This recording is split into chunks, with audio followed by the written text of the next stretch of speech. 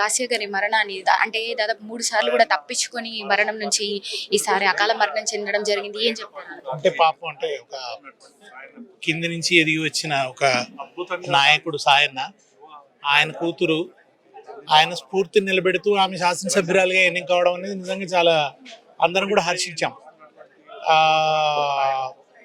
ఒక దళిత దాని నుంచి ఎదిగి వచ్చిన ఒక మహిళ అద్భుతంగా రాజకీయ రంగంలో రాణించాలి, ఒక శాసనసభ్యురాలుగా అందరి మన్ననలు పొందాలి, ఈ ప్రాంత ప్రజలకి గొప్ప సేవలు చేయాలి, ఈ హైదరాబాద్కి ఒక ప్రాతినిధ్యం వహించేటువంటి ఒక లీడర్గా ఎదుగుతుందని చాలా ఆశలు పెట్టుకున్నాం తన మీద. కానీ ఈ మధ్య వరుసగా 3 ఘటనలు జరిగినప్పటికీ ఆ 2 ఘటనలు, ముఖ్యంగా 2 ఘటనలు ఆమె తప్పించుకుంది.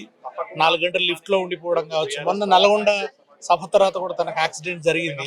అందరం కూడా వచ్చాము, పరామర్శించాము, బయటపడ్డది కదా అని అనుకున్నాం. కానీ ఈలోపు ఈ ఘటన జరిగి ఇంత చిన్న వయసులో మొగ్గగా ఉండగానే, అంటే రాజకీయ రంగంలో ఒక వికసిస్తున్న దశలోనే ఆమె ఇట్లా ప్రాణాలు కోల్పోవడం అనేది చాలా చాలా చాలా దుఃఖకరం. ఇది తెలంగాణ రాజకీయాలకు, ఆ తర్వాత బీఆర్ఎస్ పార్టీకి చాలా తీరని లోటు.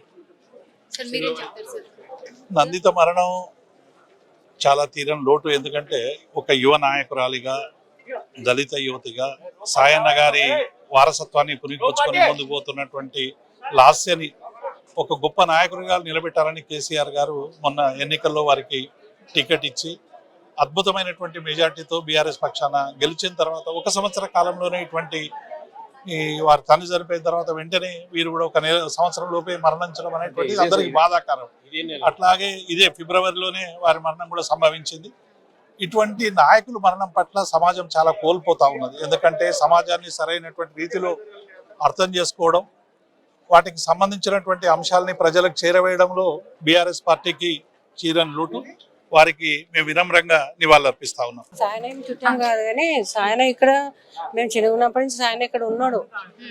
ఆయన మా 2-3 సార్లు గెలిచిండు. ఇక్కడ వచ్చి ఈ ఏరియాకి వచ్చినప్పటి నుంచి ఆయన మంచిగా గెలిచిండు. ఒక రోజున ఒక్కసారి నన్ను ఓడిపోలేదు, కానీ మంచి పని కూడా చేసిండు. ఇంపటిగా మేము రాగానే కూడా మాకు హెల్ప్ చేసిండు.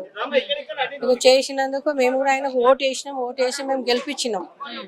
మా ఏరియాకి మంచి పని చేస్తాడని, కానీ చేసిండు. వాటర్ కూడా లేదంటే అప్పుడు ట్యాంకర్ కూడా తెప్పించేవాడు. ఈ ప్రాబ్లం ఉందంటూ కూడా చేయించేవాడు. నాకు పింఛన్ రాకపోతే కూడా వెంటనే ఎంఆర్ఓ ఆఫీసర్కి డైరెక్ట్ ఫోన్ చేసిండు. అప్పుడు నాకు అయ్యింది. కానీ ఆయన స్థానంలో వాళ్ళ కూతురికి వచ్చింది. వాళ్ళ కూతురు 3వసారి ఇది అయ్యింది ఇట్లా, కానీ కాకపోతుండే, కానీ ఏదో దేవుడు అట్లా చేసిండు అంతే.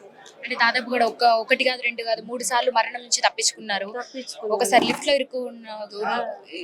ఇరుక్కుపోవడము, అదే విధంగా ఇంతకుముందు ఒకసారి ఇట్లనే రోడ్డు ప్రమాదంలో గురి అవ్వడము, ఈసారి ఏకంగా అకాల మరణం చెందడం అనేది ఇట్లా చూడొచ్చు. మళ్ళీ తెలియదు అది అలా కావాలని చేసిండ్రా, మళ్ళీ తనకి అట్లా కావాలని అది అవుతుంది అందరికి తెలియదు. Thank you. బాలాజీ కాలనీలో ఉంటామండి మేము. ఓకే, మీకేం తెలుసు అండి లాస్య నందిత గారి గురించి? అంటే ఇంతకుముందు కూడా ఒకసారి మరణం దాకా వెళ్ళి 3 సార్లు దాదాపు, ఒకసారి లిఫ్ట్లో ఇరుక్కుపోవడం, అది ఇంతకుముందు కూడా రోడ్డు ప్రమాదం నుంచి తప్పించుకోవడము, ఇప్పుడు ఏకంగా 3వసారి అకాల మరణం చెందడం అని నిజంగా చెప్పాలంటే షాకింగ్ న్యూస్ అండి. మాకు కూడా అర్థం అవ్వట్లేదు, అసలు ఫ్యాక్ట్ ఏంటో తెలియదు కాబట్టి we can't give any clarities. Okay, so ఏంటో కానీ మొత్తానికి వి లాస్ట్ గుడ్ లేడీ. ఓకేనా, యంగ్ ఏజ్లో అయింది తన ఎమ్మెల్యే కంటోన్మెంట్లో. So we felt very happy.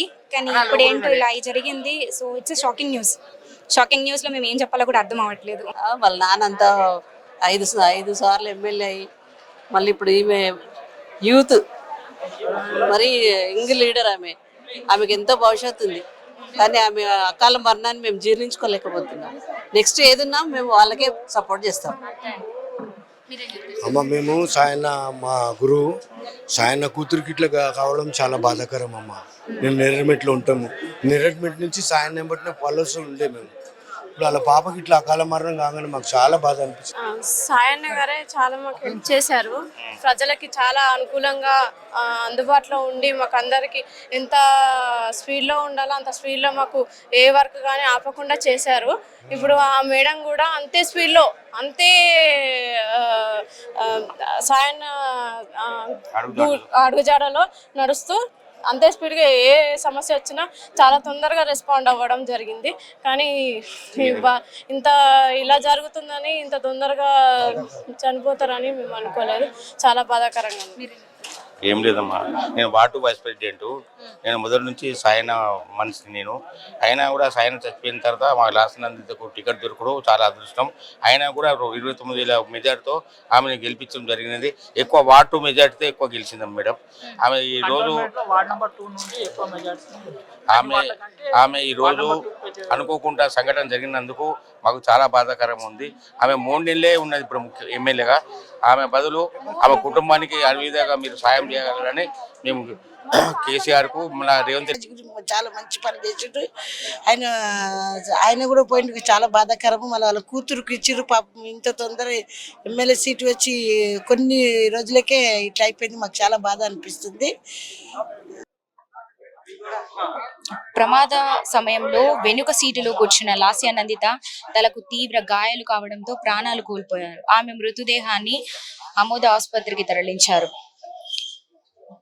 తొలిసారి ఎమ్మెల్యేగా ఎన్నికైన వెంటనే లాస్య నందితను ప్రమాదాలు వెంటాడాయి. డిసెంబర్ 24న బోయిన్పల్లిలో ఆమె ఓ లిఫ్ట్ లో చిక్కుకుపోయారు. బోయిన్పల్లిలోని విఆర్ హాస్పిటల్ వార్షికోత్సవ వేడుకలకు ఎమ్మెల్యే లాస్య నందిత ముఖ్య అతిథిగా హాజరయ్యారు. కార్యక్రమం ముగించుకుని తిరిగి వెళ్తున్న క్రమంలో ఎమ్మెల్యే ఎక్కిన లిఫ్ట్ ట్రబుల్ ఇచ్చింది. లిఫ్ట్ లో ఎక్కువ మంది ఎక్కడంతో కాసేపటి వరకు లిఫ్ట్ డోర్ తెరుచుకోలేదు. దీంతో లిఫ్ట్ లోపల ఉన్న ఎమ్మెల్యే లాస్య నందితతో పాటు పలువురు ఆందోళన చెందారు. సమాచారం అందుకున్న హాస్పిటల్ సిబ్బంది లిఫ్ట్ డోర్ ను బద్దలు కొట్టి ఎమ్మెల్యే లాస్య నందితతో పాటు మిగతా వారిని సురక్షితంగా బయటకు తెచ్చారు. అదృష్టవశాత్తు ఎవరికి ఎలాంటి ప్రమాదం జరగకపోవడంతో అంతా ఊపిరి పీల్చుకున్నారు. ఆ తర్వాత నల్గొండలో ఆమె కారు ప్రమాదానికి గురైంది. మూడోసారి ఏకంగా ప్రాణాలు కోల్పోవడంతో స్థానికంగా విషాదం నెలకొంది. కంటోన్మెంట్ నుండి 6 సార్లు ఎమ్మెల్యేగా గెలిచిన జి సాయన్న కూతురైన నందిత గత ఏడాది జరిగిన అసెంబ్లీ ఎన్నికల్లో మొట్టమొదటిసారి ఎన్నికల్లో పోటీ చేసి ఘన విజయం సాధించారు. రోడ్డు ప్రమాదంలో